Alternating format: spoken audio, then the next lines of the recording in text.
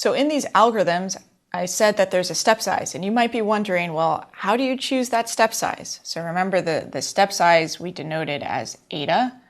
And there are lots of different choices you can make here, and clearly they're very important. This determines how much you're changing your W at every iteration of this algorithm. Well, one choice you can look at is something called fixed step size or constant step size, where, as the name implies, you just set eta equal to some constant. So for example, maybe 0.1.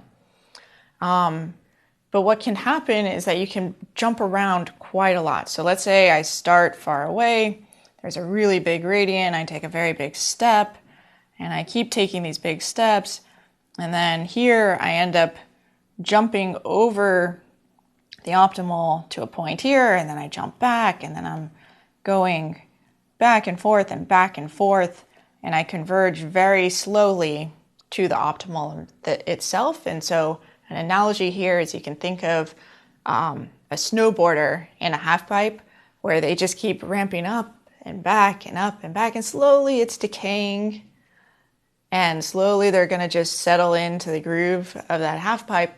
But you can imagine going back and forth quite a number of times.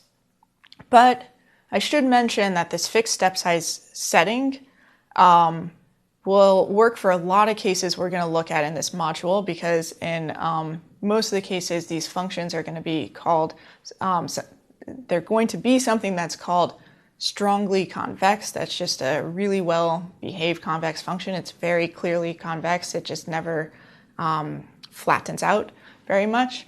And in those settings, you will still converge using this fixed step size. It just might take a little while.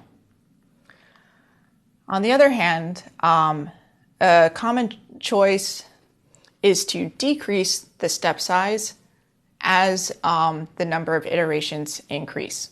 Okay, so this means that there's some step size. It's often called a schedule. So I can write that, or step size schedule that you need to set, and you need and common choices for this are that the step size you're using at iteration t is equal to some alpha over t, or another common choice is some alpha over square root of t. And let's just plot what these functions look like. Both of these functions look something like this.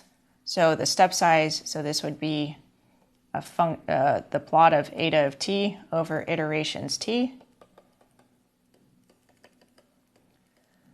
So the step size is decreasing with the number of iterations. So why does this make sense? Well, when I start out, I'm typically assuming that I'm going to be far or decently far from the optimal. So I want to take large steps, but as I'm running my algorithm, hoping I'm getting closer, and I want to hone in more rapidly to the optimal. So that's why I start decreasing the step size, so that when I'm out here, initially maybe I still take a really large jump, but then as I'm going in, maybe I'll jump across once, but I'm going to hone in much more rapidly to this minimum here.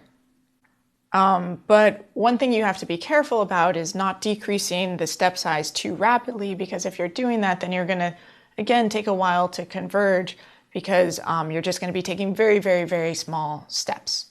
Okay, so in summary, choosing your step size is a bit of an art, but here we've gone through a couple examples of things that are commonly used out there. Okay, so the other part of the algorithm that we left unspecified is this part where we say, well, not converged. Well, how are we going to assess our convergence? Well, we know that the optimum occurs when the derivative of the function is equal to 0. But what we're going to see in practice is that the derivative, it's going to get smaller and smaller and smaller and smaller and smaller. It's going to get very, very, very, very, very, very, very small, but it won't be exactly 0. At some point, we're going to want to say, okay, that's good enough. We're close enough to the optimum. I'm going to terminate this algorithm, and I'm going to say that this is my solution.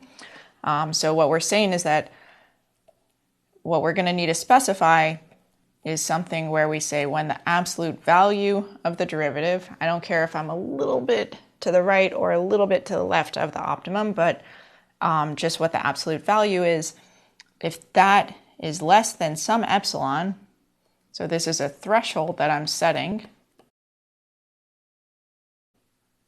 then if this is satisfied, then I'm going to terminate the algorithm and return whatever solution I have, WT. So in practice, we're just going to choose epsilon to be very small.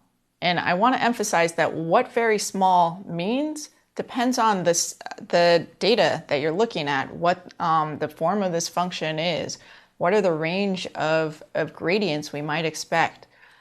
Is the value of the function, a plot of the value of the function over iterations. And you'll tend to see that the value decreases and it's basically not changing very much. And at that point, you know that you've converged.